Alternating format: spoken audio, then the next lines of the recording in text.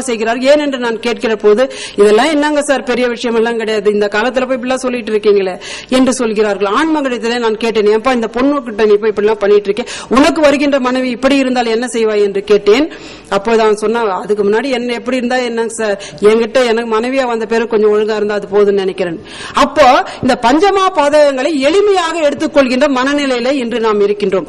நம்முடைய குழந்தைகளை பார்க்கின்ற போது நம்முடைய அறிவை விட 100 மடங்கு அறிவாளிகளாக அவர்கள் இருக்கிறார்கள். அப்ப எங்கே இடர்பாடு இருக்கிறது? அறிவு இருக்கிறது, ஆனால் பண்பிலே தான் அவர்கள் குறைந்தவர்களாக இருக்கின்றார்கள். முடிக்க போறங்க ஐயா, குறைந்தவர்களாக இருக்கின்றார்கள். எனவே வள்ளுவர் சொல்வார், அறம்போலும் கூர்மையரேனும் அறம்போல்வர் மக்கட்பண்பு இல்லாதவர் என்று. எவ்வளவுதான் அறிவு இருந்தாலும் அதை வைத்துக் கொண்டு பணத்தை சம்பாதித்தாலும் பதவிகளை வகித்தாலும் பண்புகள் ஒழுங்கு என்கின்ற பண்பை நாம் பெற்றுக்கொள்ளவில்லை என்றால் அதனால் எந்த பயனுமே இல்லை என்று வள்ளுவர் சொல்வார். பரிமேலர்கள் உரை எழுதுகிற போது அந்த எவ்வளவு அறிவு இருந்தாலும் பண்பு இல்லை என்றால், மக்களுக்குரிய பண்பு இல்லை என்றால் அதனால் பயனில்லை என்று உரை எழுதுவார்கள். தொல்காப்பியர் சொல்வார்கள், உயர்தினை என்பனார் மக்கள் சுட்டே, அக்ரிணை என்பனார் அவரல பிறவே என்று சொல்வார்கள். உயர்தினை என்றால் மனிதன் மட்டும்தான்ப்பா. மரம் 1 அறிவு உயிர், விலங்கு 5 அறிவு உயிர். இந்த 1 அறிவு உயிரிலிருந்து 5 அறிவு உயிர் வரைக்கும் பாத்தீங்கன்னா எல்லாமே அக்ரிணை. மனுஷன் மட்டும்தான் உயர்தினை. அப்ப என்ன, ஏன் அவன் மட்டும் உயர்தினை அப்படின்னா, எதை செய்யணுமோ எதை செய்யக்கூடாது என்ற அறிவு அவனுக்கு இயற்கையில் இருக்கு. அந்த இயற்கையை பயன்படுத்தி அவன் செய்தாதான் மனிதன். அதனால் தான் அவன் உயர்தனி என்று தொல்காப்பியர் சொல்றாரு. அதை பயன்படுத்துபவன் தான் மனுஷன் என்று வள்ளுவரும் சுட்டி காட்டுகின்றார். எனவே இப்படிப்பட்ட சூழ்நிலையில் வாழ்ந்து கொண்டிருக்கின்ற நாம் இன்றைக்கு பதிவு செய்ய வேண்டிய ஒன்றை தான் நான் இங்கே பதிவு செய்து கொண்டிருக்கின்றேன்.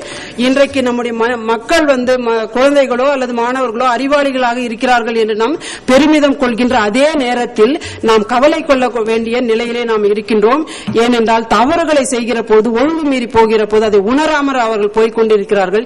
இப்படியாக போய்கொண்டு இருந்தால் நம்முடைய அறிவால் எந்த பயனுமே பெற முடியாது. தொல்காப்பியர் சொன்ன உயர்தனை என்பதை நம்மால் கட்டி காக்க முடியாது.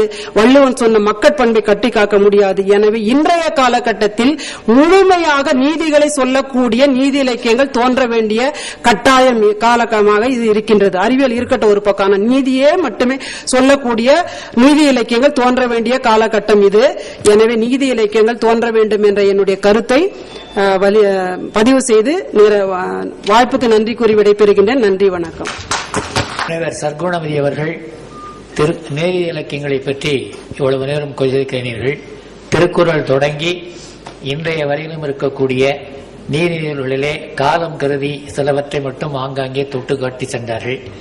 இதை பற்றிய ஏதேனும் 2 வினாக்கள் காலம் கருதி. பேராசிரியர் அவர்கள் நீதி இலக்கியங்கள் புதிதாக உருவாக வேண்டும் என்று சொன்னார்கள். திருக்குறள் தொட்டு இன்று வரையிலே ஏராளமான நீதி இலக்கியங்கள் இருக்கிறது. அவற்றை மக்களிடம் கொண்டு சென்றாலே போதும். எனவே அதை கொண்டு செல்கின்ற முயற்சியை நாம் எடுத்துக்கொண்டால் போதும். நீதி என்பது ஒன்றுதான். நீங்க சொன்ன மாதிரி வள்ளுவர் சொன்னதைத்தான் பின்னாலே வந்தவர்களும் அவர்களுடைய வழக்குக்கேற்ப வாய்ப்புக்கேற்ப சொல்லியிருக்கிறார்கள்.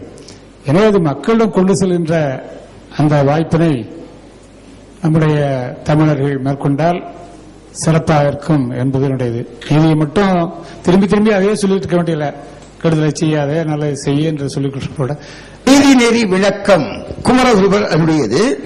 இவை போன்றவற்றை மக்களிடம் எளிதாக பரப்பலாம். திருக்குறள் நிலையாக இருக்கிறது. அந்த இலக்கிய நூல்களை, அதுவும் அற இலக்கியங்களை பரப்பினாலே போதும். புதிதாக எழுத வேண்டும், சேர்க்க வேண்டும் என்ற நிலை இல்லை. மிக அற்புதமாக 2 பேர் சொன்னாங்க. ஆனா அவங்க பெரியவங்களுக்குள்ள அந்த கருத்துப்படி சொல்லிட்டாங்க, இருக்குன்னு நம்மகிட்ட இருக்கு. ஆனா இப்ப எந்த வகையில கொண்டு போய் சேர்க்கணும், அதான் அந்த அம்மாவுடைய கருத்தா நான் நினைக்கிறேன். அதுக்கு கண்டிப்பா புது வழி தேவை. ஆதி காலத்திலிருந்தே யாதும் ஊரே யாவருங்க சங்க காலத்திலிருந்து சொல்லிக்கிட்டே இருக்கோம். சாதி மற்ற சமுதாயம் தமிழ்ல சொல்லிக்கிட்டே இருக்கோம். ஆனா இன்னும் இல்ல. இந்த புது வழி நிச்சயமா அறிஞர்கள் எல்லாரும் பெரியவர்கள் சேர்ந்து ஒவ்வொரு குழந்தைகளும் தன்னுடைய வீட்டில் இருக்கு, அந்த அம்மா சொன்ன மாதிரி ஒவ்வொரு பெரியவங்க அழாம தன்னுடைய குடும்பத்திலும் தன் வீட்டுக்கும் கொண்டு செல்றதுக்கு ஒரு புது வழி கண்டிப்பா ஏற்படும். இப்பொழுது அவர்கள் நீதி இலக்கியத்தை பற்றி பேசினார்கள். திருக்குறள் எப்போதும் நம்மகிட்ட நிறைய அந்த காலத்திலிருந்து இருக்கு. அறமுதலாகிய மும்முதல் பொருள்னே நாம சொல்றோம், அறம்பொருள் இன்பத்தை. அதற்கு பின்னாடி வீடு சேர்ந்தது. அந்த இலக்கியத்தை எப்படி பரப்புவது என்பது அவர்களுடைய மனத்திலே கொள்ளக்கூடிய நிலையை பொறுத்திருக்கின்றது. ஒருவருக்கு அறம் என்று படுவது மற்றவருக்கு அறம் இல்லாமல் போகலாம், ஒருவருக்கு நீதி என்பது மற்றவருக்கு நீதி இல்லாமல் கூட போகலாம். இருந்தாலும் கூட ஒட்டுமொத்தமாக பார்க்கின்ற போது எல்லோரும் ஏற்கக்கூடியவற்றைத்தான் பழைய தமிழ் நூல்கள், அதுவும் குறிப்பாக திருக்குறள் சொல்லியிருக்கின்றது. மற்ற நூல்களுக்கும் திருக்குறளுக்கும் உள்ள அறம் சொன்னவற்றிலே அடிப்படையான வேறுபாடு என்ன என்றால், அறம் மக்களாலே ஏற்றுக்கொள்ளக்கூடியது, முயன்றால் முயன்று செய்யக்கூடியது, வாழ்க்கை நெறியாக கொள்ளக்கூடியவற்றைத்தான் திருக்குறளானது அந்த நீதியாக சொல்லியிருக்கின்றது. மற்ற நூல்களை, பிற நூல்களே, பிற மொழி நூல்கள் அல்லது தமிழில் இருக்கக்கூடிய பிற்காலத்திலே வந்த நூல்கள் எல்லாம் மனிதனால் இயலாதவற்றை கூட அறமோடு அந்த நீதியோடு சேர்த்திருக்கின்றன என்கின்ற ஒரு சின்ன வேறுபாட்டோடு இந்த தலைப்பிலே இதை முடித்துக் கொள்ளலாம் என்று நினைக்கின்றேன். அடுத்து உரை நிகழ்த்த இருக்கக்கூடியவர்கள் முனைவர் மலர் அவர்கள். அவர்கள் அரசினர் திருமகள் ஆலைக்கல்லூரி குடியேற்றத்திலே இணை பேராசிரியராகவும் தமிழ்துறை தலைவராகவும் இருக்கின்றார்கள். முதுநிலை போன்றவற்றிலே படித்த காலங்களிலும் நூல் எழுதியும் இதுவரை 3 தங்கப்பதக்கங்களை பெற்றிருக்கின்றார்கள். லண்டன் மாநகரிலும் இலங்கை போன்ற இடங்களிலும் நடந்த மாநாடுகளிலே, தமிழ் மாநாடுகளிலே பங்கேற்று உரையாற்றியிருக்கக்கூடிய சிறப்பு மிக்கவர்கள். அவர்கள் இப்பொழுது இச்சரிப்பு என்கின்ற தலைப்பிலே அவனுடைய உரையை வழங்குமாறு கேட்டுக்கொள்கின்றேன். அவை சான்றோர் அனைவருக்கும் என் பணிவான வணக்கம். இச்சரிப்பு. அறிமுகம். இறைவனுக்கு இணையானவள் பெண். ஆம், இறைவனுக்கு இணையானவள் பெண்.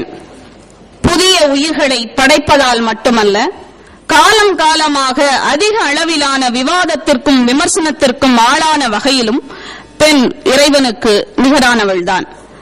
நம்பிக்கை அடிப்படையிலும், அளவியல் முறையிலும், அறிவியல் அணுகுமுறையிலும் இடைவிடாது இறைவன் எப்படி கேள்விக்கு உட்படுத்தப்பட்டானோ அப்படியே பெண்ணும் சர்ச்சைக்குரிய படைப்பாகவே பரிசோதனைக்கு உட்படுத்தப்பட்டிருக்கிறாள். பெண் விவாதிக்க பெற்ற அளவிற்கு, விமர்சனப்படுத்த பெற்ற அளவிற்கு, பரிசோதிக்க பெற்ற அளவிற்கு ஆண் எந்த காலத்திலும் செய்யப்பெறவில்லை. தந்தை வழி சமூகத்தின் முதன்மையாலும், மரபு வழி பாலியல் சிந்தனையாலும், குடும்ப அமைப்பிலும் பொதுவெளி சமூகத்திலும் பெண்ணுக்கான இடமும் மதிப்பும் கேள்விக்குரியதாகவே இருந்து வந்திருக்கின்றன. உரத்து சொல்ல போனால் காலப்போக்கில் சமூக சுழற்சிகளால் நசுக்கப்பெற்று தன்னிலை, தன் வெளி மற்றும் தன்மொழி இழந்திருக்கின்றாள் பெண் என்பதே உண்மை. பள்ளி நிலையில் ஒளிவிடும் வைரங்களாக இருந்த மாணவிகளில் பலர் உயர்கல்விக்கான பயணத்தை தொடர முடியாமல் போகின்றது. அந்த பதக்கத்திற்குரிய மாணவிகள் எங்கே தொலைந்து போகின்றனர் என்ற கூற்று இந்திய மருத்துவக் கழகத்தின் துணை இயக்குநராக இருந்து ஓய்வு பெற்ற திருமதி வசந்தா முத்துசாமி அவர்களால் முன்மொழியப் பெற்றது என்பதும், தாராளமயமாதலும் உலகமயமாதலும் பெண்கள் வாழ்க்கையிலும் வந்துவிட்டன என்னும் கூற்றை நான் மறுக்கின்றேன் என்ற கூற்று முதலமைச்சராகிய ஒரு தந்தையின் மகள், மாநிலங்களவை உறுப்பினர், கவிஞர் எனும் பன்முகம் கொண்ட கனிமொழி அவர்களால் முன்மொழிய பெற்றது என்பதும், இந்திய நிறுவனங்களில் உயர் பதவிகளில் பணிபுரியும் ஆண் பெண் பாலின விகிதம் 80-20 என்ற புள்ளி விவரமும், விண்ணிலும் பெண் கால் பாவியிருக்கின்ற இந்த அறிவியல் யுகத்திலும் பெண்ணை சாரமிழந்த சுழற்சி காயாக குறிப்பிடுவது பொருத்தமானதா என்ற வினாவிற்கு விடையளிக்கின்றன. வலுவாக நிலைநிறுத்த பெற்ற பாலின வேறுபாட்டின் விளைவாக கட்டமைக்கப்பட்ட வரையறைகளுக்கு உட்பட்டவளாகவே பிறப்பு முதல் இறப்பு வரை செயல்பட வேண்டிய கட்டாயத்தில் பெண் இருந்து வந்திருக்கின்றாள். ஆனால் இன்று உலக அளவில் ஏற்பட்ட தொழில்நுட்ப வளர்ச்சியாலும் செய்தி ஊடகங்கள்